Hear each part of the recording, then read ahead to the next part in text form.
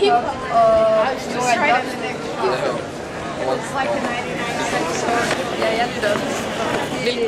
Det kan være forskelligt. Altså, det er hvad for nogle sange, jeg synes, der er gode. Hvad? Også dig? Ja. Okay.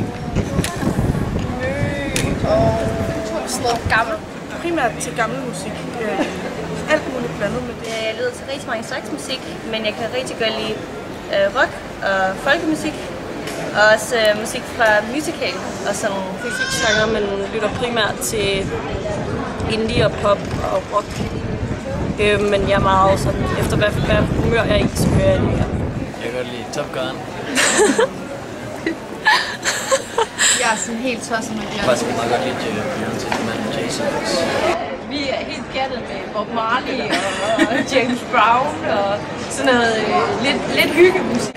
Jeg hører alt fra YouTube til en masse børnemusik, fordi jeg har 2 drenge.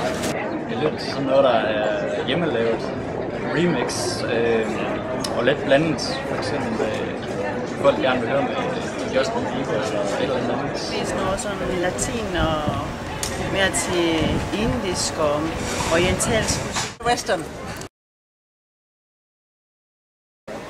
det gør. Det der er fedt at høre, og det Jeg ved ikke, bare det lyder bedst. Det er ny musik.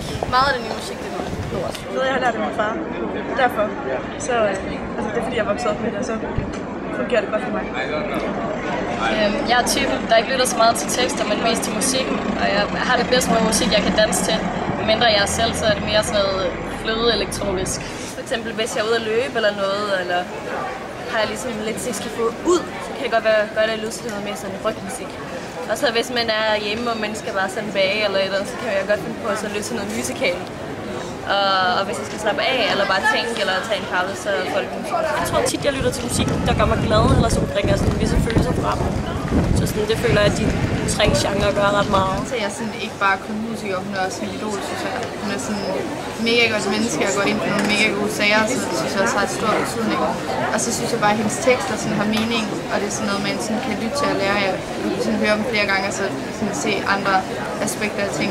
Det er fordi, at det er sådan noget, jeg synes, at det kan man godt slappe af til, uden at det bliver alt for melankolsk, som jeg synes, der er noget musik, der bliver.